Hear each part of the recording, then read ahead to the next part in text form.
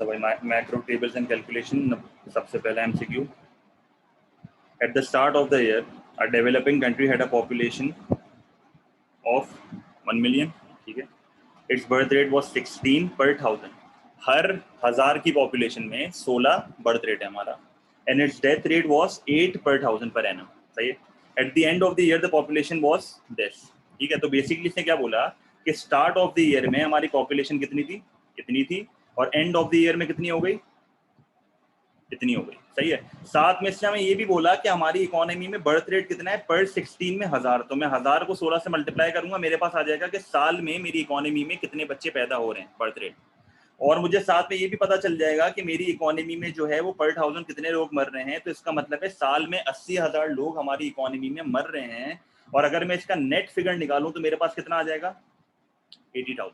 तो 80,000 is my net figure. अगर अब मैं इसको 1 मिलियन से ऐड करता हूँ, ये जो मेरा स्टार्ट ऑफ द ईयर था, अगर मैं इसको 1 मिलियन से ऐड करता हूँ तो मेरा क्या आ जाएगा, 100, ये 000. तो मेरे पास एक अमाउंट आ जाएगी जो कि आएगी 100,8,000. सही है. अब आप नोटिस करो मेरे पास अमाउंट कितनी आ रही है, ये at the end of the year. पर इसने मुझे at the end of the year amount कितनी दी हुई है, ये. तो होनी मेरी अमाउंट ये चाहिए थी, पर है कितनी, इतनी. इसका मतलब है कि मेरी अमाउंट जो है वो 3000 से ज्यादा है. सही है. और साल के एंड में इसने मुझे अमाउंट ये वाली दी हुई है.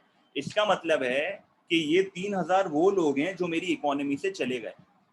अगर मैं अपना नेट फिगर निकाल रहा हूं तो मेरे पास ये आ रहा है, मुझे ऑफिशियल डेटा में ये दिया हुआ है. इसका मतलब है 3000 लोग मेरे मुल्क से चले गए. और जो मुल्क से लोग चले जाते हैं उनको क्या बोलते हैं, एमिग्रेंट्स. क्या बोलते हैं, एमिग्रेंट्स बोलते हैं. एमिग्रेंट्स क्यों बोलते हैं, क्योंकि जो ई से अमाउंट होती है उसका मतलब क्या होता है, एक्सपोर्ट.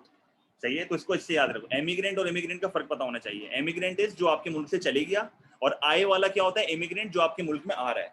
तो देयर वर 3000 एमिग्रेंट्स. समझ आ गई ये चीज, कोई मसला है यहाँ तक, इमिग्रेंट्स. ठीक है. अच्छा, फिर A developing economy has a surplus on its trade in goods of 75 billion and a deficit of its trade in services of 25 billion. देखो अब ये सवालों में आप लोगों को बहुत मसला आता है, इस चीज को समझो. देखो करंट अकाउंट का फॉर्मूला आपको आना चाहिए. करंट अकाउंट का फॉर्मूला क्या होता है, करंट अकाउंट का फॉर्मूला होता है trade in goods plus trade in services. Trade in services में क्या क्या आ जाती है, टूरिज्म आ जाता है, इनविजिबल आ जाता है सारा, plus net incomes. Net incomes का दूसरा नाम क्या होता है, प्राइमरी इनकम. सही है. और तीसरा के चौथा क्या होता है, नेट ट्रांसफर्स. तीसरा क्या होता है, नेट ट्रांसफर्स. और नेट ट्रांसफर्स का दूसरा नाम क्या होता है, सेकेंडरी इनकम. सही है. तो ये हमेशा याद रखना, ये 4 चीजें होती हैं. क्लियर है, बेसिक सी चीज. अच्छा, उसके बाद अब इसने मुझे बोला हुआ है सवाल में कि ये ट्रेड इन गुड्स का अमाउंट है. ट्रेड इन गुड्स का इसने मुझे क्या बोला हुआ है, ट्रेड इन गुड्स में इसने मुझे बोला हुआ है प्लस 75 बिलियन. प्लस क्यों लिख रहा हूं, क्योंकि पॉजिटिव है. सही है. क्योंकि सरप्लस है ना, सरप्लस का मतलब पॉजिटिव और डेफिसिट का मतलब नेगेटिव. तो ट्रेड इन सर्विसेज कितना, -25 बिलियन. कितना, -25 बिलियन. ये दो अमाउंट मुझे दी है. फिर इसने बोला हुआ है while its current account is in overall balance. Current account overall balance का मतलब क्या है कि अगर मैं इन सारी चीजों को ऐड कर दूं, करंट अकाउंट ओवरऑल बैलेंस का मतलब क्या है कि अगर मैं इन चारों चीजों को ऐड कर दूं तो मेरे पास आंसर क्या आएगा, 0. इसके पास आंसर क्या आएगा, 0. समझ आई ये चीज. तो मुझे एक बात बताओ, +75 और -25 कितना होता है, +75 और -25 कितना होता है, +50. +50 होता है ना. तो ये मेरे पास यहां तक का मेरे पास अमाउंट कितना आ गया, +50. यहां तक का मेरे पास अमाउंट कितना आ गया, +50. अब मुझे आंसर लाना है 0. 0 लाने के लिए मुझे क्या करना पड़ेगा, इन दोनों का मिला के मेरा आंसर क्या होना चाहिए, -50. ये समझ आया, इन दोनों का मिला के आंसर क्या होना चाहिए, -50. तभी तो मेरा आंसर 0 आएगा. क्लियर है ये चीज, बेसिक चीज समझ आई. अब मुझे इन ऑप्शंस में से एक ऐसा ऑप्शन ढूंढना है जिसमें मेरा नेट आंसर जो है वो क्या है, -50. मुझे बताओ, डेफिसिट ऑफ 20 बिलियन ना, तो -20 + 120. सही है. डेफिसिट -30 -70. सरप्लस का मतलब है +35 और सरप्लस ऑफ 15 बिलियन का मतलब है +15. सरप्लस ऑफ 40 बिलियन का मतलब +40 और डेफिसिट ऑफ 90 का मतलब -90. अब इन सबको ऐड करके देख लेते हैं. -20 + 120 कितना होगा, 100. -30 -70 कितना होगा, -100. +35 और +15 कितना होगा, +50. मेरे को -50 चाहिए, मुझे -50 चाहिए, मुझे +50 नहीं चाहिए. +40 एंड -90 कितना होगा? माइनस का साइन प्रिवेल करता है ना हमेशा। +40 -90 कितना होगा? -50। तो मेरा आंसर क्या होगा? डी, क्योंकि मुझे इन दोनों का नेट फिगर कितना चाहिए था? -50। समझ आया ये? तो देखो इस तरह की बेसिक मैथ के सवाल आते हैं, इसमें कोई लॉजिक नहीं लग रही है। अगर आपको करंट अकाउंट का फॉर्मूला पता है, 4 चीजें होती हैं, तो उससे बेसिक मैथ है ये, और कुछ भी नहीं करना है। सही है। Question number 3, the information below refers to an economy for a financial year. सही है। गवर्नमेंट एक्सपेंडिचर का मतलब है मेरा गवर्नमेंट स्पेंडिंग। गवर्नमेंट रेवेन्यू का मतलब क्या होता है? Tax revenue. गवर्नमेंट रेवेन्यू का मतलब क्या होता है? Tax revenue. आप नोटिस करो, गवर्नमेंट का expenditure is more than government का रेवेन्यू। ऐसा ही हो रहा है। इसका मतलब है गवर्नमेंट की स्पेंडिंग एक्सीड कर रही है मेरे टैक्स रेवेन्यू को। इसको क्या बोलते हैं? डेफिसिट। इसको क्या बोलते हैं? डेफिसिट। और जब टैक्स रेवेन्यू एक्सीड करता है गवर्नमेंट की स्पेंडिंग को, इसको बोलते हैं सरप्लस। और जब गवर्नमेंट की स्पेंडिंग और टैक्स रेवेन्यू इक्वल होता है, इसको क्या बोलते हैं? Balanced budget. क्या बोलते हैं? Balanced budget. समझ आ रही है? याद आ रही है चीजें? तो मुझे एक बात बताओ, यहाँ पर मेरा डेफिसिट है। कितना डेफिसिट है? डेफिसिट कैसे निकालूंगा? 2866 को माइनस कर दूंगा 1940 से। 2866 को 1940 से माइनस करूंगा, मेरे पास आंसर आएगा 966। तो मेरी इकोनॉमी में डेफिसिट कितने का है? 966 का डेफिसिट है। तो 926 आएगा। सॉरी 926 आएगा आंसर हमारे पास। 926 आएगा। तो 926 मिलियन का डेफिसिट। तो आंसर क्या हो जाएगा? ए हो जाएगा। सही है। बेसिक चल रहा है आपका। Question number 4. What is the change in GDP per head after taking account of price increases between 2000 and 2030? अब इस चीज को समझो, ये बहुत टेक्निकल एमसीक्यू है जो कि आपकी बेसिक नॉलेज टेस्ट कर रहा है। अब इस चीज को समझना। इसलिए मुझे 2000 का डेटा दिया हुआ है। किसका दिया हुआ है? 2000 का। 2000 में पॉपुलेशन 3 मिलियन है और कंज्यूमर प्राइस इंडेक्स कितना है? 100। हमेशा याद रखना, आपका बेस ईयर कितना होता है? हमेशा बेस ईयर आपका हमेशा 100 होता है। सही है। लेट्स से मैं कहता हूं कि मेरा बेस ईयर 100 है। मेरी इकोनॉमी में 2010 में इंडेक्स आ रहा है 110 का, और 2011 में इंडेक्स आ रहा है 120 का। सही है। अगर मैं आपको बोलता हूं कि मुझे बताओ 2010 में इन्फ्लेशन कितनी है, अगर मैं आपको बोलता हूं कि मुझे बताओ 2010 में इन्फ्लेशन कितनी है, आप क्या करोगे? आप 100 को माइनस कर दोगे किससे? 110 से। आप 100 को माइनस कर दोगे 110 से, तो आपके पास इन्फ्लेशन आ जाएगी 10% की। कितनी आ जाएगी इन्फ्लेशन? 10% की आपके पास जो है वो इन्फ्लेशन आ जाएगी। बेसिक सी बात है। अगर मैं आपसे पूछता हूं मुझे बताओ 2010 से 2011 में कितनी प्राइसेस बढ़ी हैं, देखो फर्क है। अगर मैं आपको ये कहता हूं ना कि बेस ईयर से 2010 में कितनी प्राइसेस बढ़ी हैं, आप बोलोगे 10%। अब मुझे बताओ 2010 से 2011 में कितनी प्राइसेस बढ़ी हैं? 2010 से 2011 में कितनी बढ़ी हैं? कैसे पता करोगे? ये तो मैंने 100 को 10 से माइनस करा, मेरे पास 10% आ गया। Basic 100 minus 10, 10%। New minus old. तो यहाँ पर भी 2010 और 2011 में भी यही करोगे। अगर आपको 2010 से 2011 के इन्फ्लेशन का रेट निकालना है तो आप कैसे निकालोगे? आप करोगे न्यू माइनस ओल्ड। क्या करोगे? New minus old divided by old multiply by 100। ये करोगे आप। न्यू कितना है मेरा? 120। न्यू कितना है? 120। तो ये फॉर्मूला में लगा के आपको तरीका बता रहा हूँ किस तरह निकालते हैं। मेरा न्यू कितना है? 120। ओल्ड कितना है? 110 डिवाइडेड बाय 110 मल्टीप्लाइड बाय 100। तो मेरे पास यहाँ पर आंसर कितना आ जाएगा? मैं 10 को डिवाइड कर दूंगा 110 से, और मैं इसको मल्टीप्लाई कर दूंगा 100 से। मेरे पास आंसर कितना आएगा? 9.09%। तो 2010 से 11 मेरी इकोनॉमी में कितनी इन्फ्लेशन आई है? 9.09%। बेसिक। ये तो बेसिक है।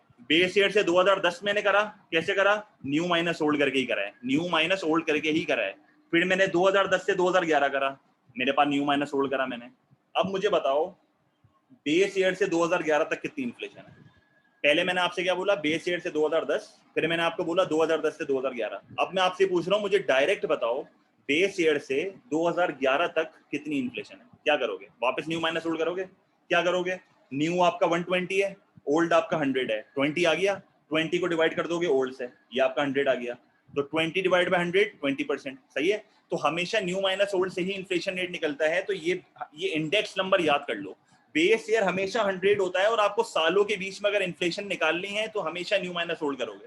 ये बेसिक कॉन्सेप्ट क्लियर हो गया? क्या ये बेसिक कॉन्सेप्ट अब क्लियर है? ये हमेशा आपको काम आएगा। अच्छा, अब सवाल पढ़ना है। इसने मुझे 2000 का डेटा दिया हुआ है और जीडीपी मुझे दी हुई है इसने 4000। जीडीपी आपको अच्छे से पता है क्या होती है। 2013 में इसने मुझे डेटा दिया हुआ है, पॉपुलेशन मेरी 4 मिलियन की है। कंज्यूमर प्राइस इंडेक्स कितना है? 120 मिलियन। इन्फ्लेशन कितनी है? 2000 से 2013 तक इन्फ्लेशन कितनी है बताओ आप? 2000 से 2013 तक इन्फ्लेशन कितनी है? न्यू माइनस होल्ड करोगे ना, क्या आंसर आएगा? 20% आएगा। 20 डिवाइड बाय 100। तो मुझे पता चल गया कि मेरी इकोनॉमी में जो है वो 20% की क्या आई है? इन्फ्लेशन आई है। 20% से प्राइसेस बढ़ी हैं। तो इसका मतलब ये हुआ कि ये जो 6000 मेरे पास डेटा पड़ा हुआ है, इसमें 20% की इन्फ्लेशन शामिल होगी। इसमें 20% की इन्फ्लेशन शामिल होगी। तो मुझे एक बात बताओ, इसने मुझे बोला हुआ है कि इसको रियल जीडीपी पर हेड का चेंज चाहिए। इसको रियल जीडीपी पर हेड का चेंज चाहिए। अब मुझे एक बात बताओ, ये 4000 रियल है कि नॉमिनल है? बेस ईयर में real GDP and nominal GDP equal होता है, लिख लो गई। बेस ईयर में, ये हमेशा याद रखना, बेस ईयर में real is equals to nominal. समझ आई? क्योंकि बेस ईयर में इन्फ्लेशन होती ही नहीं है। अगर बेस ईयर में इन्फ्लेशन ही नहीं है तो रियल और नॉमिनल इक्वल है। बेसिक सी बात। 2013 का मेरे पास जो डेटा है उसमें 20% की इन्फ्लेशन लगी हुई है। उसमें 20% की इन्फ्लेशन लगी हुई है। तो इससे मैं 20% का इन्फ्लेशन का इफेक्ट हटाऊंगा? कैसे हटाऊंगा? मैं जो है वो 6000 को मल्टीप्लाई करूंगा 100 डिवाइडेड बाय 120 से। मेरे पास आंसर आएगा 5000। इस 5000 से मैंने 20% इन्फ्लेशन का इफेक्ट हटा दिया।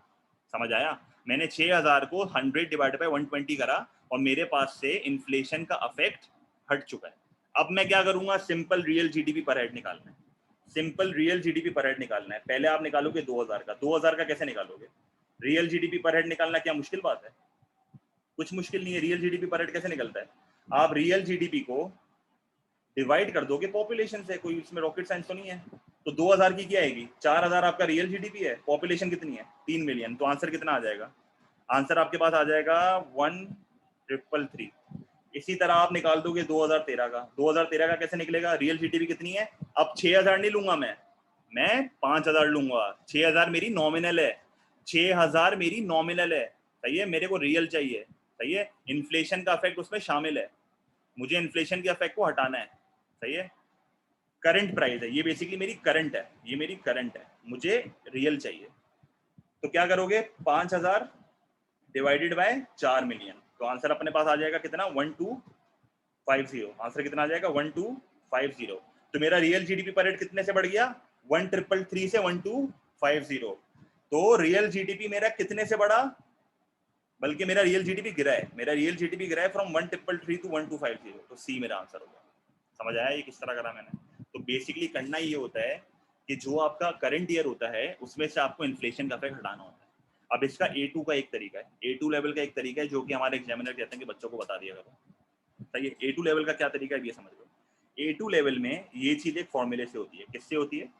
फॉर्मूले से। इस फॉर्मूले को क्या बोलते हैं? GDP deflator. क्या बोलते हैं? GDP deflator. जीडीपी डिफ्लेटर का फॉर्मूला होता है करंट प्राइस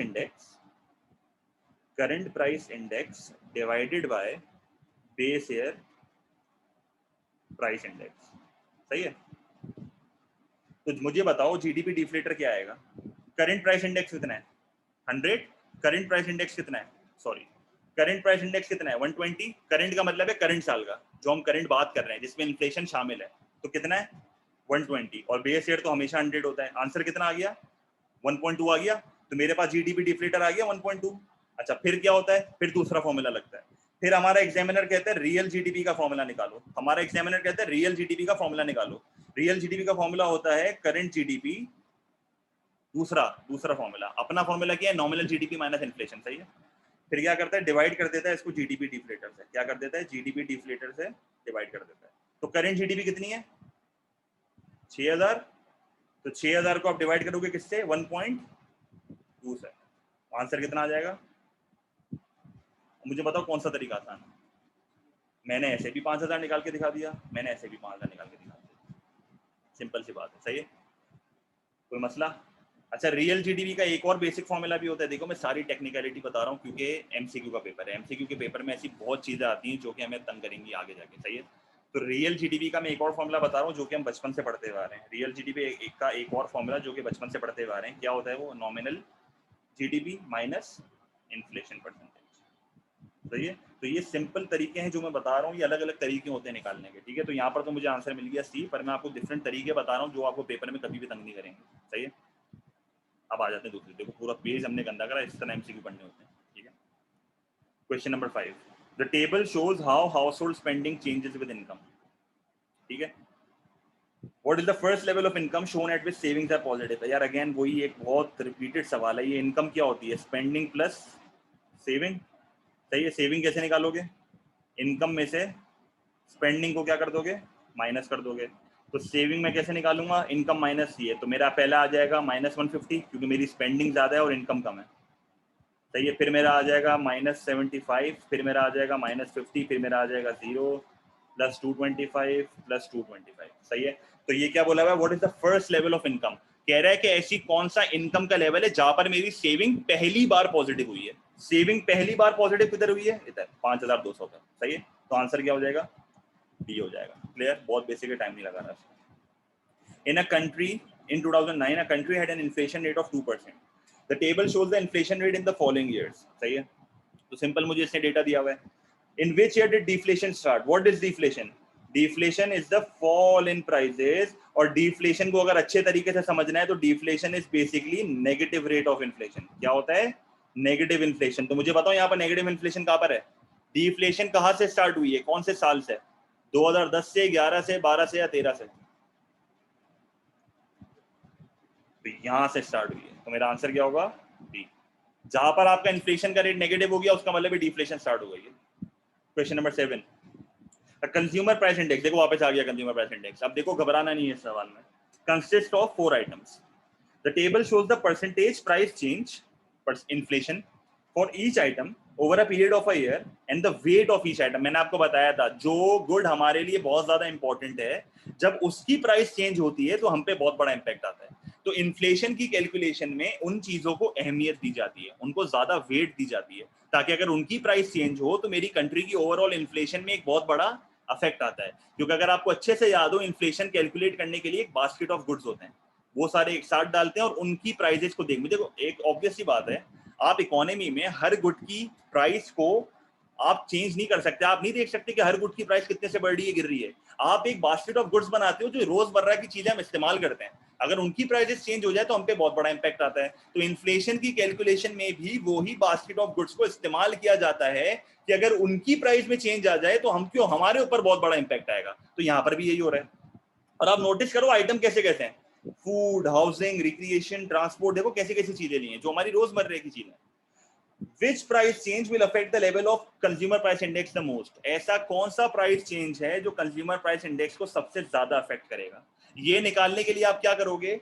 आप परसेंटेज प्राइस चेंज को किससे मल्टीप्लाई कर दोगे? वेट से मल्टीप्लाई कर दोगे। इसका मतलब है आप परसेंटेज चेंज को किससे मल्टीप्लाई कर दोगे?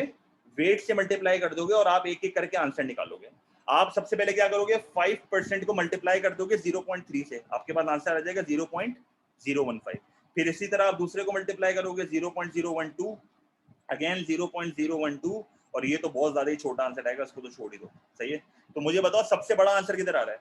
फूड पे आ रहा है।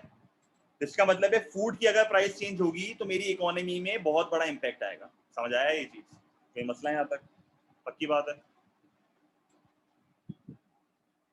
In 2008, a country had an inflation rate of 4%. The table shows the inflation rate in the following years. In which year did the deflation start? वो वापस वही बात। Inflation, deflation is basically negative rate of inflation. Negative rate of inflation. तो deflation कौन से साल में start हो रही है? 2011 में start हो रही है। सही आंसर, पहली बार यहाँ पर हुआ है ना। सही, basic. Question number 9. Question number 9. The table shows the trade in goods balance and the current account balance. अच्छा देखो बहुत टेक्निकलिटी वाला सवाल है। करंट अकाउंट में कितनी चीजें होती हैं? Trade in goods plus trade in services plus net incomes plus net transfers. तो ये सारी चीजें लिखी। इसलिए मुझे बोला हुआ है कि आपका जो करंट अकाउंट है ना, करंट अकाउंट के बैलेंस इससे मुझे दिए हुए और इससे मुझे ट्रेड इन गुड्स के बैलेंस दिए हुए। सही है। Which country had the largest surplus on its trade in services assuming no other transfers or income flows? इसका मतलब इसने बोला कि नेट इनकम और ट्रांसफर कितने? 0 है, लिखा हुआ भी है assuming no other transfers or income flows। इसने बोला नेट इनकम और नेट ट्रांसफर दोनों 0 हैं। फिर इसने मुझे हर ऑप्शन में ट्रेड इन गुड्स भी दिया हुआ है, करंट अकाउंट का बैलेंस भी दिया हुआ है। मुझे एक बात बताओ, अगर ये दोनों चीजें जीरो हैं और अगर मेरे को ये वाली अमाउंट दी हुई है, ये वाली अमाउंट दी हुई है, और अगर मैं इसको एक्स कर देता हूं तो मेरा फॉर्मूला क्या बनेगा? मेरा फॉर्मूला क्या बनेगा?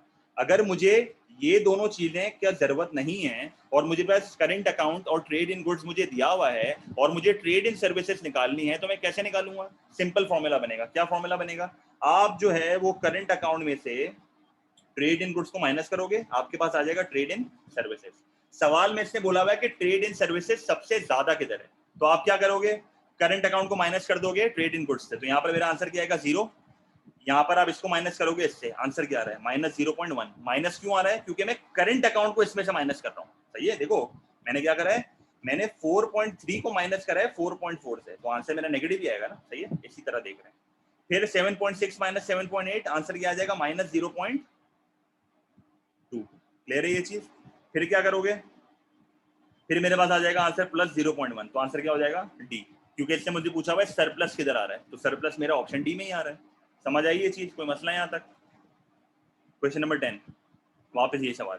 The table shows the values of the items in the countries current account in 2 years। तो मुझे करंट अकाउंट का 2 साल का डेटा दिया हुआ है। सही है। How did the value of net transfers change between year 1 and year 2? Again वही चीज, करंट अकाउंट में ये 4 चीजें आती हैं। करंट अकाउंट में कौन सी 4 चीजें आती हैं? ये 4 चीजें आती हैं। इसको हम लेके जाएंगे वापस यहाँ पर, क्योंकि देखो ये बार बार आ रहा है, ये पेपर में बहुत टेस्ट होता है, तो देखो ये आपका पक्का होना चाहिए। हम सिंपली क्या करा, इसको थोड़ा सा मिटा देते हैं, ये मिटा देते हैं, ये मिटा देते हैं, मेरे पास पूरा डेटा वापस से आ गया। सही है।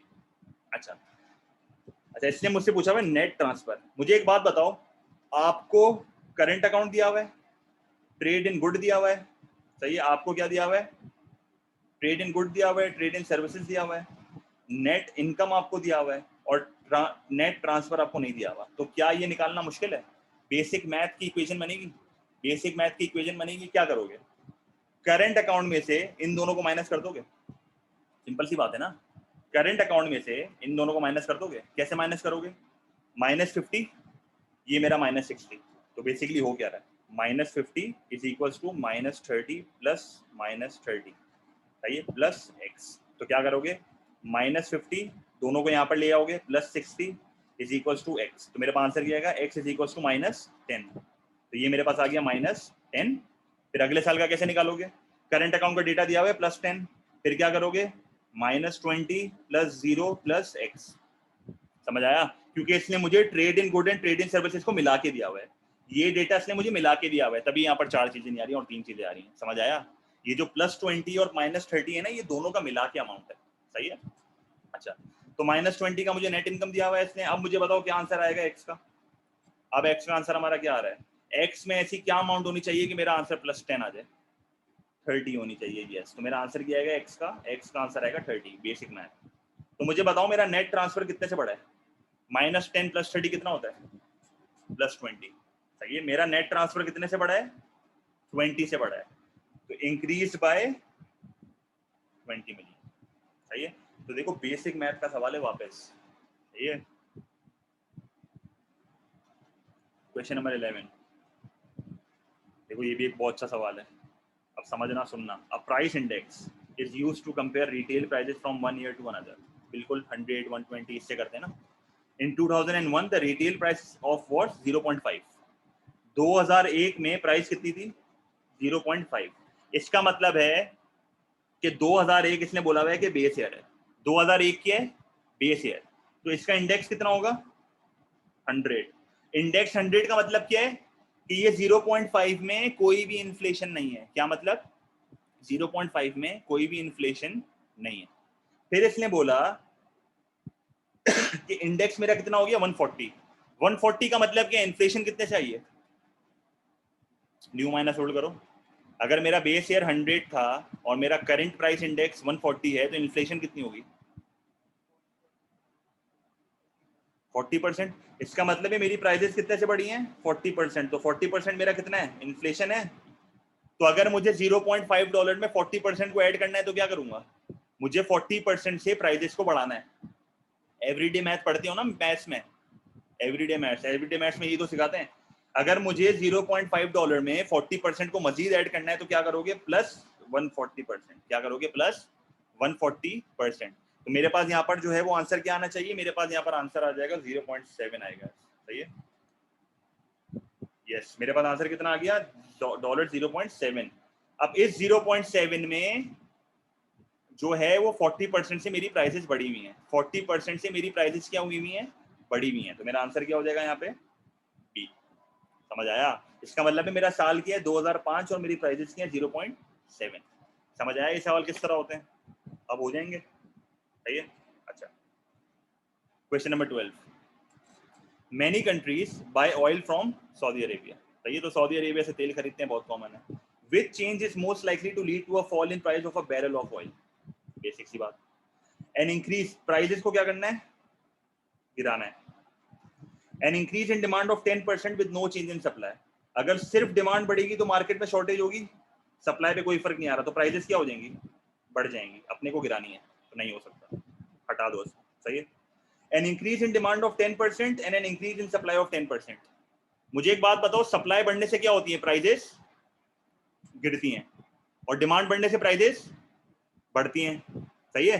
तो डिमांड बढ़ने से प्राइजेस बढ़ रही हैं, सप्लाई बढ़ने से प्राइजेस गिर रही हैं, दोनों का सेम चेंज आया है, तो प्राइजेस पे क्या फर्क आएगा, कुछ भी नहीं आएगा, कुछ भी नहीं आएगा। तो प्राइस क्या होगी, अनचेंज्ड। डायग्राम बना के भी देख लेना। No change in demand with a 10% decrease in supply, prices क्या होंगी, सप्लाई गिर रही है, शॉर्टेज, प्राइजेस क्या होंगी, बढ़ जाएंगी। तो सप्लाई गिरेगी तो प्राइजेस क्या होंगी, बढ़ जाएंगी। No change in demand with 10% increase in supply, supply बढ़ेगी तो मार्केट में सरप्लस होगा, जिसकी वजह से प्राइजेस, समझ आया? ना बी है ना सी है, क्लियर है। Question number 13, a country has a proportional system of taxation. Proportional system of taxation का क्या मतलब है, कि मेरी इनकम चाहे बढ़ जाए या गिर जाए, मेरा टैक्स का परसेंटेज क्या रहेगा, अनचेंज्ड। तो a person pays $500 of an earnings of $5000, तो टैक्स का परसेंटेज कितना हो जाएगा, 10%। तो इसका मतलब है चाहे मेरी इनकम बढ़े या गिरे, मैं टैक्स कितना दूंगा, 10% ही दूंगा। How much tax will be paid if earnings rise to 12,000। क्या करोगे, $12,000 को मल्टीप्लाई कर दोगे किससे, 10% से, तो कितना टैक्स दूंगा, 1200 का। C answer. चाहे मेरी इनकम अब बढ़ भी जाए, मैं 10% का ही टैक्स दूंगा। समझ आया, कोई मसला? Question number 14, the table shows information for 2 workers। सही, the table shows the information for 2 workers। Annual income दी हुई है मुझे डॉक्टर की और विंडो क्लीनर की, और टोटल डिडक्शन दिया हुआ है ना, तो डिडक्शन से निकाल लेते हैं। ये आ गया 40,000 और ये कितना आ जाएगा, 12,000। Both workers save 10% of their disposable income. सही है। अब अज्यूम कर लेते हैं कि ये टोटल डिडक्शन जो है ना वो टैक्स की है, क्योंकि और कोई मुझे डेटा नहीं दिया हुआ। डिस्पोजेबल इनकम क्या होता है, इनकम माइनस टैक्स। तो ये टोटल डिडक्शन को अज्यूम कर लेते हैं ये टैक्स है। इसका 10% कितना होगा, 4,000। इसका 10% कितना होगा, 4,000। और इसका 10% कितना होगा, 1,200। तो आंसर क्या हो जाएगा, डी। मुझसे यही पूछा हुआ है, how much is in this case. सही है, बहुत बेसिक सा सवाल था। अब बच्चे यहाँ पर कंफ्यूज होते हैं, बोलते हैं सर टैक्स तो दिया हुआ ही नहीं है। भाई अज्यूम करना है ना, टोटल डिडक्शन अगर कुछ नहीं दिया हुआ, सवाल में डिस्पोजेबल इनकम की हिंट दी हुई है, तो जाहिर सी बात है जो ये टोटल डिडक्शन हुआ है ये टैक्स का ही हुआ है, और क्या होगा। सही है। Question number 15, the following are government receipts from taxation. What is the total amount of raised by direct taxes? What is a direct tax? It is an income tax, type of an income tax. तो tax on company's profit क्या होता है, corporation tax क्या होता है, and corporation tax is a direct tax, क्योंकि profit पर जा रहा है, direct income ना, profit is income। एक कंपनी की इनकम क्या होती है, प्रॉफिट। इनकम टैक्स क्या होता है, डायरेक्ट टैक्स। इंपोर्ट ड्यूटी किस पे लगती है, गुड्स एंड सर्विसेज, और गुड्स एंड सर्विसेज पे जो टैक्स लगता है उसको क्या बोलते हैं, indirect.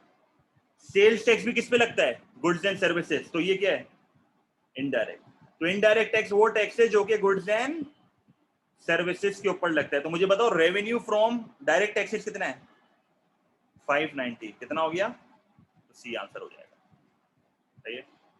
Question number 16, the table shows how employment in selected industries changed in a country between 2000 and 2010। तो आप नोटिस करो बैंकिंग एंड फाइनेंस में जो है वो लोगों की एम्प्लॉयमेंट बढ़ी है 2000 से 2010। डिस्ट्रीब्यूशन एंड केटरिंग में भी एम्प्लॉयमेंट बढ़ी है, फार्मिंग में गिरी है, मैन्युफैक्चरिंग में भी गिरी है। तो मुझे बताओ ये banking and finance and distribution क्या है? ये सर्विस सेक्टर है। कौन सा सेक्टर है? सर्विस। सर्विस का हेवी नाम क्या होता है? टर्शरी। फार्मिंग क्या होता है? प्राइमरी। मैन्युफैक्चरिंग क्या होता है? सेकेंडरी।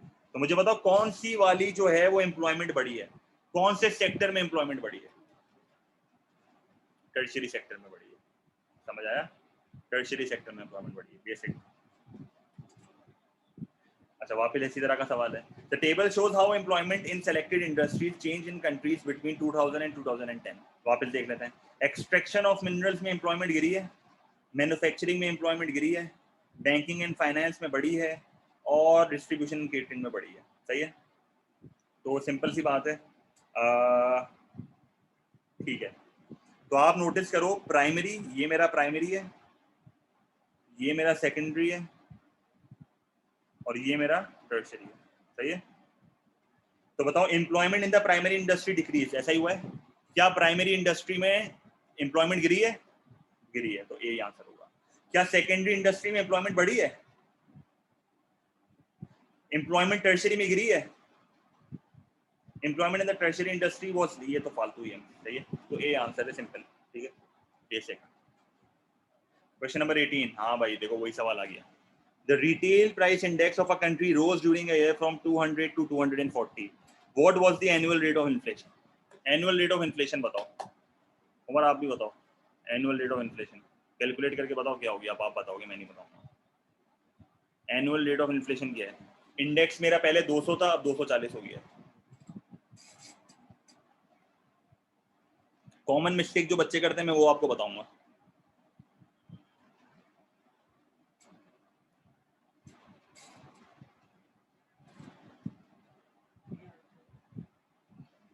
तो कॉमन मिस्टेक बच्चे क्या करते हैं? बच्चे कहते हैं कि सर ये 200 से 40 जा रहा है तो 40% की है। बिल्कुल गलत, ये जाहिलों वाली गलती है।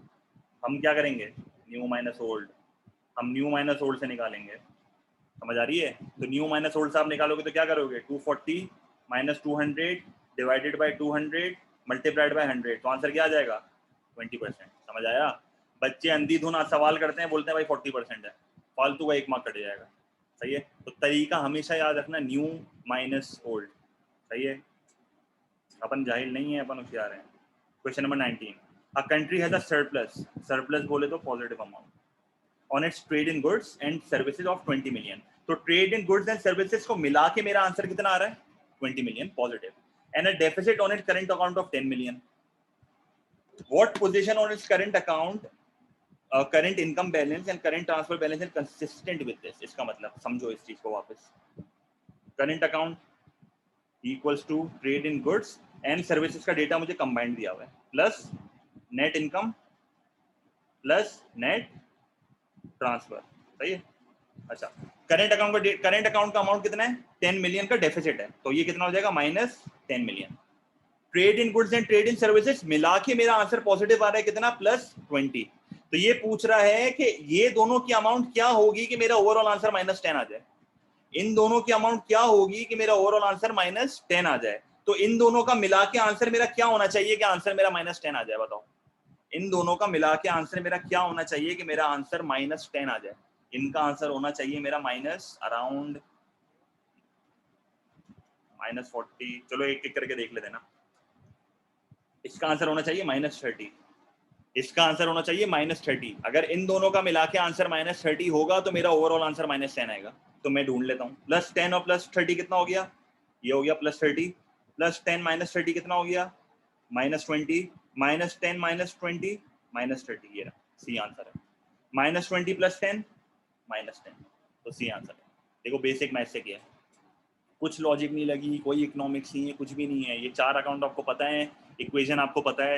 एक चीज आप नोटिस करो, पेपर में ये खेलता किस तरह है। ये trade in goods and trade in services को मिला के दे रहा है। हालांकि हमने पढ़ा अलग अलग है, पर ये मिला के देता है। ये कॉमन सी चीज है बहुत, क्योंकि ये बैलेंस ऑफ ट्रेड का पार्ट है ना ये दोनों। तो ये बैलेंस ऑफ ट्रेड मिला के देता है। समझ आई मेरी चीज? ये जो बेसिकली है ना, ये मेरा बैलेंस ऑफ ट्रेड होता है, अगर आपको याद हो, एक्सपोर्ट माइनस इम्पोर्ट, या नेट एक्सपोर्ट बोल सकते हो। 20। A person receives annual interest of कितना? 4%। तो सेविंग पैसा वो कर रहा है, रिटर्न, इसको क्या मिल रहा है? रिटर्न 4% का। इन्फ्लेशन कितनी है? 5%। अब इस चीज को समझो, 4% से इसकी सेविंग की वैल्यू क्या हो रही है, बढ़ रही है। इसकी पैसों की वैल्यू 4% से बढ़ रही है और इसकी पैसों की वैल्यू 5% से गिर रही है, क्योंकि सेविंग्स से आपकी पैसों की वैल्यू बढ़ती है, क्योंकि आपको 4% का सामने से पैसा मिल रहा है, पर इन्फ्लेशन की वजह से आपकी पैसों की वैल्यू गिरती है। तो 5% से वैल्यू गिर रही है, 4% से वैल्यू बढ़ रही है। तो फॉर्मूला कौन सा लगेगा यहाँ पर, रियल इंटरेस्ट रेट का फॉर्मूला लगेगा। किसका लगेगा, क्या फॉर्मूला है, interest rate minus inflation. Interest rate कितना है 4%, इन्फ्लेशन कितना है 5%, आंसर कितना आ रहा है -1%। इसका मतलब है कि नेट आपकी जो है वो पैसों की वैल्यू गिर रही है। What is the change in the real value of their saving, it falls by -1%। समझ आया, बेसिक। तो हमेशा हमेशा अगर आपको पैसा सेव करना है, हमेशा अगर आपको पैसा सेव करना है और आपका सूद खाने का दिल कर रहा है, तो एक चीज हमेशा दिमाग में रखना कि your interest rate should exceed inflation rate, वरना सेविंग का कोई फायदा नहीं है, वरना सेविंग का कोई फायदा नहीं है। सही है, तो इल्यूजन होगा, ये खाली मनी इल्यूजन है और कुछ नहीं है। 21, the table gives selected details of UK trade in goods in 1998 and 1999 in pound billions। ठीक है भाई, तो मुझे एक्सपोर्ट ऑफ गुड दिया हुआ है 1998 का, 1999 का सारा डेटा दिया हुआ है। What happened to the balance of trade, अगर आपको याद हो तो बैलेंस ऑफ ट्रेड क्या होता है, एक्सपोर्ट का रेवेन्यू माइनस इंपोर्ट का एक्सपेंडिचर। अगर एक्सपोर्ट का रेवेन्यू मेरा एक्सीड करता है इंपोर्ट के एक्सपेंडिचर को, तो इसको क्या बोलते थे, बीओटी सरप्लस, और इसी तरह मेरा बीओटी डेफिसिट भी आता था वाइस वर्सा करके। सही है, बेसिक सी बात। तो मुझे बताओ यहाँ पर मेरा क्या आ रहा है, एक्सपोर्ट माइनस इंपोर्ट का मेरे पास आंसर आ रहा है 20.8 का डेफिसिट, क्योंकि मेरा इंपोर्ट एक्सपेंडिचर एक्सीड कर रहा है एक्सपोर्ट के रेवेन्यू को। और यहाँ पर मेरा आंसर आ रहा है 26.2 का डेफिसिट। तो क्या हो रहा है, पहले के मुकाबले में डेफिसिट बढ़ रहा है, डेफिसिट बढ़ रहा है ना मेरा, तो आंसर क्या होगा, the deficit increase, B answer होगा। The deficit increased, B answer होगा। समझ आ गई। 22, the table shows units of output, value of output, and the number of people employed in an industry over 3 years. What can be concluded from the table above? What can be concluded from the table above? तो ये basic सी बात। अच्छा, अब अगर मैं आपसे basic सी बात करता हूँ, तो मुझे इससे डेटा दिया हुआ है। सबसे पहले इससे बोला हुआ है इन्फ्लेशन हैज इंक्रीज। ये ख्वारी करने से पहले बाकी ऑप्शन पढ़ लेते हैं। प्रोडक्टिविटी हैज इंक्रीज, इसको चेक कर लेते हैं। प्रोडक्टिविटी का फॉर्मूला क्या होता है, total output divided by number of workers. सही है, क्योंकि बेसिकली और प्रोडक्टिविटी से आउटपुट पर वर्क करना, तो प्रोडक्टिविटी निकाल लेते हैं। प्रोडक्टिविटी कैसे निकालेंगे, नंबर एम्प्लॉयड भी दिया हुआ है, आउटपुट भी दिया हुआ है, तो क्या करोगे, 10 को मल्टीप्लाई बाय 5 करोगे, क्या आंसर आ जाएगा 2। 21 को डिवाइड बाय 7 कर दोगे, क्या आ जाएगा 3। 32 को डिवाइड कर दोगे 8 से, आंसर क्या आ जाएगा 4। तो क्या प्रोडक्टिविटी बढ़ रही है, यस, प्रोडक्टिविटी इज इंक्रीजिंग, तो बी इज माय आंसर। बाकी ऑप्शन की देखने की जरूरत ही नहीं है, बाकी ऑप्शन की देखने की अब जरूरत ही नहीं है। प्रॉफिट आप बता नहीं सकते, डेटा नहीं दिया हुआ। वर्किंग पॉपुलेशन आप बता नहीं सकते, डेटा नहीं दिया हुआ। इन्फ्लेशन अब क्वारी करनी नहीं है, बी आंसर है हमारा, कोई मसला। 23, the table gives weekly earnings for different groups in 1998. Which statement about influence on earnings is supported by the table? सही है भाई, managers and unskilled workers, data दिया हुआ है। अच्छा, मेल फीमेल की डेटा, आप ये टेबल देखने से पहले ऑप्शन देख लेते हैं साथ। Female workers gain more promotion than male workers, क्या ऐसा हो रहा है? अगर फीमेल वर्कर की प्रमोशन मेल वर्कर से ज्यादा होती ना, तो फीमेल वर्कर की वेजेस ज्यादा होती, पैसे कम है। आप नोटिस करो, फीमेल वर्कर के पैसे कम है, ऐसा ही हो रहा है, फीमेल वर्कर के पैसे कम है, बेसिक सी बात। अच्छा, female managers earned more than unskilled workers, क्या ऐसा हो रहा है? क्या फीमेल मैनेजर अनस्किल्ड वर्कर से ज्यादा पैसे कमा रही है? टेबल पढ़ो, खुद टेबल रीड करो, मैंने 2 चीज अंडरलाइन भी की हुई है। मुझे बताओ, क्या फीमेल मैनेजर की अर्निंग जो है वो अनस्किल्ड वर्कर से ज्यादा है कि नहीं है? इतना तो टेबल रीड करना आना चाहिए। ये देखो ना, फीमेल मैनेजर की सैलरी है अनस्किल्ड से ज्यादा है, एक्सीड कर रही है। यहाँ पर भी देखो एक्सीड कर रही है, तो सही है ना ये ऑप्शन, तो बी आंसर होगा, खत्म कहानी। कॉस्ट ऑफ लिविंग की बात कर रहा है, दिया हुआ नहीं है। रेपिटेटिव वर्क हमें कुछ पता नहीं है, हमें नहीं पता काम कैसा है भाई, रेपिटेटिव वर्क है भी कि नहीं है। और नॉर्मली अनस्किल्ड जॉब जो होती है ना, वो रेपिटेटिव होती है, तो फालतू ऑप्शन है, सिंपल आंसर है B. 24, the table shows the change in annual wage of 4 workers over 1 year. The rate of inflation was 10%. Which worker had a fall in her real wage? Real wage का formula क्या होगा? Real wage का formula क्या होगा? Nominal wage, nominal wage, nominal income बोल दो, nominal wage बोल दो, रियल वेज को रियल इनकम बोल दो, कोई फर्क नहीं पड़ता, कंफ्यूज नहीं होना. रियल वेज को रियल इनकम बोल दो, नॉमिनल वेज को नॉमिनल इनकम बोल दो, कोई फर्क नहीं पड़ता. माइनस किससे करोगे? इन्फ्लेशन. तो ये परसेंटेज, ये परसेंटेज, ये परसेंटेज. तो ये मुझे इसने इनकम दी हुई है, सही है, इसने मुझे इनकम दी हुई है. तो सबसे पहले तो आप ये देख लो कि नॉमिनल इनकम का चेंज कितना है. सबसे पहले आप ये देख लो नॉमिनल इनकम का चेंज कितना है. कैसे चेक करोगे नॉमिनल इनकम का चेंज? आप बता दोगे ये कितना चेंज आ रहा है, 10,000 से 11,000. कैसे निकालोगे? कैसे निकालोगे? New minus old, new minus old. तो ये आ जाएगा 10%. 10,000 से 11,500 कितना आ जाएगा? 15%. 20,000 से 21,500 कितना आ जाएगा? 7.5%. और 20,000 से 22,000 कितना आ जाएगा? 10%. आ गया डेटा? सही है, डेटा आ गया. तो ये आपको इसने डेटा दिया हुआ है. अच्छा, फिर इन्फ्लेशन कितनी है? 10% की. तो नॉमिनल वेज को इन्फ्लेशन से माइनस करते जाओगे, रियल वेज आ जाएगी. तो यहाँ पर मैं डायरेक्ट लिख रहा हूँ रियल वेज. सही है. 10% माइनस 10% कितना? 0. 15% माइनस 10% कितना? प्लस 5%. समझ आ रहा है क्या कर रहा हूँ? 7.5% माइनस 10% कितना? माइनस 2.5%. और 10% माइनस 10% 0. तो किसकी रियल वेज गिरी है? आंसर क्या होगा? सी. समझ आया? आंसर क्या होगा? सी. 25. A person pays $500 tax when earnings are $5,000. तो कितना टैक्स की परसेंटेज बताओ कितना है? $500 डिवाइडेड बाय कितना? 5,000. कितना आंसर आ रहा है? 10%. तो करेंटली मैं 10% दे रहा हूं अपनी इनकम का. Which of the following tax payments would indicate that the country has a regressive tax system if his income rose to 12,000? Regressive tax system ये कहता है कि अगर एक बंदे की इनकम बढ़ रही है तो उसके ऊपर से टैक्स का परसेंटेज कम हो जाना चाहिए, और अगर एक बंदे की इनकम गिर रही है तो उसके ऊपर टैक्स का परसेंटेज जो है वो बढ़ जाना चाहिए. इसका मतलब है रिग्रेसिव टैक्स ये कहता है कि पुअर पे बर्डन जो है वो क्या आएगा? ज्यादा आएगा.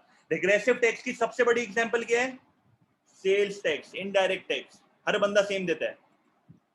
तो अगर मेरी इनकम बढ़ी है, अगर मेरी इनकम 5,000 से 12,000 गई है, तो क्या ये परसेंटेज बढ़ना चाहिए, गिरना चाहिए? गिरना चाहिए. तो एक एक करके निकाल लें. 1000 डिवाइडेड बाय 12,000, आंसर कितना आएगा मेरा परसेंटेज फॉर्म में? अगर मैं 1000 को डिवाइड कर देता हूँ 12,000 से, अगर मैं 1000 को डिवाइड कर देता हूँ 12,000 से, मेरे पास आंसर आ जाएगा 8.9.3%. गिर गया परसेंटेज. ये आंसर सही है. इनकम बढ़ी, टैक्स का परसेंटेज नीचे. फिर 1200 को डिवाइड बाय 12,000 करो, कितना आ रहा है? 10%. तो ये तो नहीं हो सकता, ये तो प्रोपोर्शनल है. अगर ये होता तो ये क्या होता? प्रोपोर्शनल होता. अच्छा, फिर 1500 को डिवाइड कर दोगे किससे? 12,000 से. तो ये कितना आ रहा है? 12.5%. इसका मतलब है ये क्या है? प्रोग्रेसिव. ये क्या है? प्रोग्रेसिव. क्योंकि मुझे बताओ प्रोपोर्शनल में क्या होता है? चाहे बंदे की इनकम बढ़े या गिरे, टैक्स का परसेंटेज अनचेंज्ड. प्रोग्रेसिव कहता है कि अगर एक बंदे की इनकम बढ़ रही है तो उसके ऊपर टैक्स का परसेंटेज बढ़ना चाहिए, जो कि यहाँ पर यही हो रहा है. और अगर एक बंदे की इनकम गिरती है तो उसके ऊपर टैक्स का परसेंटेज गिरना चाहिए. तो मेरा आंसर क्या होगा? ए होगा. क्लियर है ये चीज? कोई मसला? 26. The table shows how employment in 5 industries changed in a country. Again, useless question. एक एक करके देख लेते हैं. ये बढ़ रहा है, ये बढ़ रहा है, ये गिर रहा है, ये भी गिर रहा है, ये भी गिर रहा है. तो ये दोनों जो हैं ये क्या है? Tertiary. Extraction of minerals, transport is also tertiary I think. अच्छा, नहीं नहीं नहीं, 2 मिनट. तो ये दो बढ़ रहे हैं, ये भी बढ़ रहा है. सही है. एक्सट्रैक्शन, एक्सट्रैक्शन क्या है? प्राइमरी. और मैन्युफैक्चरिंग क्या है? सही है. तो ट्रांसपोर्ट भी ऐसे ओवरऑल उसमें आ जाता है, पर अगेन सर्विस में ही आ जाता है. According to table which type of employment has increased. कौन सी एम्प्लॉयमेंट बढ़ी है? मेरे ख्याल में टर्शरी ही बढ़ रही है खाली. देखो ये दोनों बढ़ रहे हैं. तो सी आंसर होगा. Transport is also part of वो, पर ओवरऑल देखा जाए तो टर्शरी बढ़ रहा है. सही है. 27. देखो वापस टैक्स के ऊपर सवाल। In a country income tax is charge at $50 of 500 ना, तो 50 डिवाइडेड बाय क्या करोगे 500 मल्टीप्लाइड बाय 100, आंसर कितना आ जाएगा 10%। सही है। Compared with this, which of the following indicate that the income tax scale was progressive. Progressive का मतलब क्या है, इनकम बढ़ेगी तो टैक्स का परसेंटेज बढ़ना चाहिए। अच्छा देख लेते हैं 150 ऑन 2000, तो 150 को डिवाइड कर दोगे किससे 2000 से, तो आंसर कितना आ जाएगा, मल्टीप्लाइड बाय 100 भी करना होगा, दैट सी बात है। आंसर कितना आ जाएगा, मेरे पास आंसर आ जाएगा 7.5%। कितना आ जाएगा 7.5%। सही है। तो क्या ये प्रोग्रेसिव है, इनकम बढ़ रही है टैक्स का परसेंटेज गिर रहा है, कौन सा है ये रिग्रेसिव है। ये क्या है, रिग्रेसिव है, तो ये तो नहीं हो सकता। 300 ऑन 3000, ये कितना है, ये 10% आ रहा है, तो ये क्या होगा 450 ऑन 4000, 450 ऑन 4000, तो आंसर मेरे पास आएगा 11.5%, 11.25। इनकम बढ़ रही है टैक्स भी बढ़ रहा है, कौन सा होगा सी। और ये मेरा आएगा 9.6%, जो कि रिप्रेजेंट कर रहा है क्या, रिग्रेसिव। समझ आया, अब ये सवाल हो जाएंगे सारे, ठीक है। 28, यार देखो यही वही वाहियात सवाल इसने दिया है, इसका आंसर मेरे को रटा हुआ है, इसका आंसर सी है। क्या करना है, ये बस सिंपल, अब मैं ये नहीं समझा रहा, ये वाला मेरे को बहुत नफरत है एमसीक्यू से। फर्स्ट लेवल ऑफ इनकम ये रही 3200, जहाँ पर पॉजिटिव हो रही है, खत्म। सही है, ये बहुत बार हमने कर लिया है। 29, the table shows the change in real incomes. What is real income? Nominal income minus inflation. Nominal income minus inflation for a number of occupations between 1985 and 2015. What can be concluded from the table? By what can be concluded? सही, all occupations were better off in 2015 than in 1985. नहीं, इनकी band बच गई है, इनकी band बच गई है -5, सारे बेटर ऑफ नहीं है। Forklift workers drives earned the lowest wages in, देखो lowest wages मैं नहीं बता सकता, मुझे डेटा परसेंटेज में दिया हुआ है। अगेन देखो टेक्निकलिटी है, मैं नंबर का नहीं बता सकता, मुझे परसेंटेज में डेटा दिया हुआ है। Doctors have earned more than lawyers, again more than lawyers, मुझे डेटा परसेंटेज में दिया हुआ है, मैं ये चीज नहीं बता सकता। Professionals, what are professionals? Doctor is a professional, lawyer is a professional, accountant is a professional, earned received higher percentage increase in income than manual workers. ये सारे manual workers हैं, इनकी इंक्रीज देखो और इनका इंक्रीज देखो, फर्क नजर आ रहा है। Answer clear. 30, the table shows the percentage change from 2015 to 2016 in gross domestic product and consumer prices for selected countries. Which country was suffering from economic recession? Economic recession में क्या होता है, when your GDP is falling and your GDP is negative, साथ ही साथ आपकी economy में जो है वो क्या होती है, आपकी मुल्क की बैंड बज रही होती है। रिसेशन का मतलब है कि जीडीपी गिर रही है, इन्फ्लेशन का मतलब है कि पॉजिटिव रेट ऑफ चेंज है प्राइसेस में। तो देखो जीडीपी नेगेटिव यहाँ पर है और इन्फ्लेशन भी सबसे ज्यादा यहाँ पर है, तो आंसर क्या होगा, सही है। 31, given the following information which country is most likely to have the highest standard of living. एक कंट्री में हाईएस्ट स्टैंडर्ड ऑफ लिविंग कब होता है, जब उसमें बर्थ रेट कम से कम हो, डेथ रेट कम से कम हो, लाइफ एक्सपेक्टेंसी ज्यादा से ज्यादा हो, इन्फेंट मोर्टेलिटी रेट कम से कम हो। इन्फेंट मोर्टेलिटी रेट क्या है, बच्चा 1 साल से पहले जो मर जाता है, तो बर्थ रेट सबसे कम, डेथ रेट सबसे कम, ये सबसे ज्यादा और ये सबसे कम। आंसर क्या होगा, डी। सही है। माय टारगेट इज 40, तो इंशाल्लाह हम 40 करेंगे अभी। 31 हो गया, clear. 32, A large amount of the agriculture products in a country were damaged by flood. सैलाब से एग्रीकल्चर जो है वो डिस्ट्रॉय हो गया। What is likely to have happened to the price of agriculture products and the volume of imports? मुझे एक बात बताओ, अगर एग्रीकल्चर प्रोडक्ट मेरे फ्लड से डिस्ट्रॉय हो रहे हैं तो क्या सप्लाई कम होगी, सप्लाई कम होगी तो प्राइसेस जो है वो बढ़ जाएंगी, तो प्राइसेस तो बढ़ेंगी। सप्लाई कम होगी तो क्या अपनी डोमेस्टिक मार्केट में शॉर्टेज हो जाएगी, इस शॉर्टेज को पूरा कहां से करेंगे, वॉल्यूम ऑफ, बाहर से मंगवाना पड़ेगा ना, डोमेस्टिक में शॉर्टेज हो तो बाहर से मंगवाएंगे, तो वॉल्यूम ऑफ इंपोर्ट्स क्या होगा, राइस। तो आंसर क्या हो जाएगा, डी। सही है। रिपीटेड एमसीक्यू है, इसका आंसर डी है, अभी अभी कराया हमने, तो रिपीटेड है ये। The table shows possible sequences of the rate of interest and other economic variables. सही है। What is most likely? अच्छा दो चेन होती है मेरी, इंटरेस्ट रेट बढ़ेगा तो इन्वेस्टमेंट पे क्या इफेक्ट आएगा, जल्दी बताओ। इंटरेस्ट रेट बढ़ेगी तो इन्वेस्टमेंट पे क्या इफेक्ट आएगा, इंटरेस्ट रेट बढ़ रहा है, कॉस्ट ऑफ बोरिंग बढ़ रही है, तो पहले के मुकाबले में इन्वेस्टमेंट गिरेगी, एग्रीगेट डिमांड गिरेगी, जीडीपी गिरेगा। इंटरेस्ट रेट गिरेगा तो इन्वेस्टमेंट क्या होगी, बढ़ेगी। एग्रीगेट डिमांड जो है वो बढ़ेगा, जीडीपी जो है वो बढ़ेगा। सवाल में आइडेंटिफाई करके बताओ आंसर क्या है, जल्दी बताओ, 2 मिनट दे रहा हूं। चेन देखो, चेन चेक करो ना, 1 बाय 1 चेन चेक करो। ये 1 है, ये 2 है, ये 3 है। जो मेरी जहां पर मेरी चेन पूरी हो रही है वो मेरा आंसर है। जैसे लेट से मैं कहता हूं ऑप्शन ए में क्या है, ऑप्शन ए में देखो क्या हो रहा है, ऑप्शन ए में क्या हो रहा है देखो, इंटरेस्ट रेट हायर होगा तो क्या बोरोइंग कम होगी, यस। इन्वेस्टमेंट ज्यादा हो सकती है, नहीं, गलत, चेन टूट गई, नो आंसर। इस तरह देखो, इस तरह देखो आंसर क्या होगा।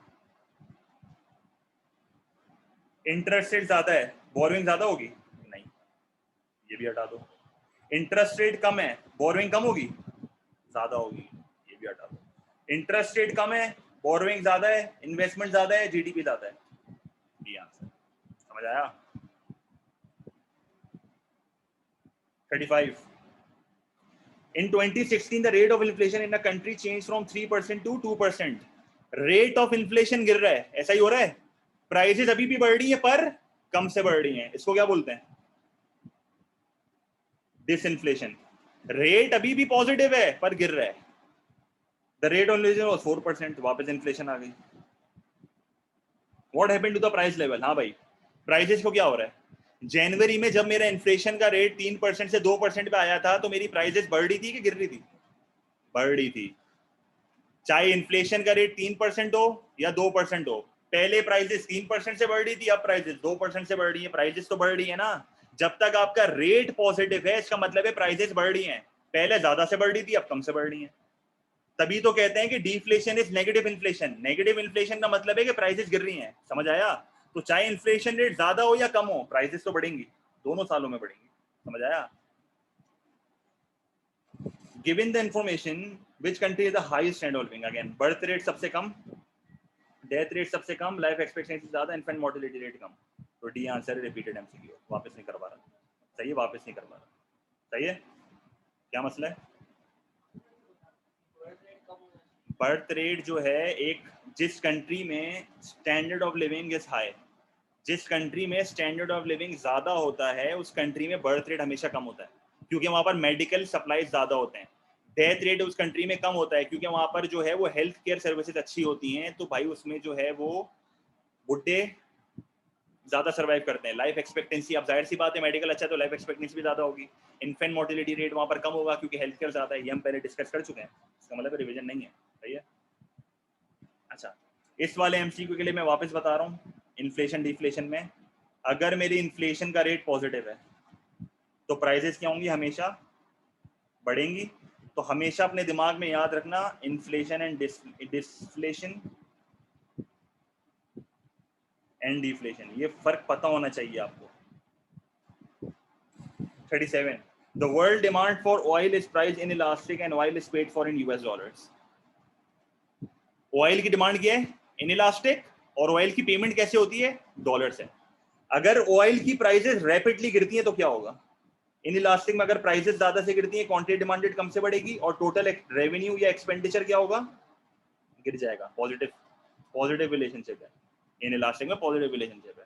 मुझे एक बात बताओ, अगर पहले के मुकाबले में मुझे पेमेंट कम करनी है और मैं अपनी पेमेंट जो है वो डॉलर में करता था, तो अगर मैं पहले के मुकाबले में इंपोर्ट का एक्सपेंडिचर कम कर रहा हूं तो मैं डिमांड फॉर डॉलर भी कम कर दूंगा, डिमांड फॉर डॉलर भी कम कर दूंगा ना। इसका मतलब है कि भाई अब जो है वो लेस डिमांड ऑफ डॉलर होगी, और जब डिमांड फॉर डॉलर गिरेगी तो डॉलर क्या होगा, डेप्रिशिएट होगा। आंसर क्या हो जाएगा, सी हो जाएगा। क्लियर है ये चीज? 38 ये वही सवाल है, रिपीटेड एग्रीकल्चर फ्लड से डिस्ट्रॉय हो गया वगैरह, इसका आंसर हमारा डी था। ठीक है, रिपीटेड एमसीक्यू।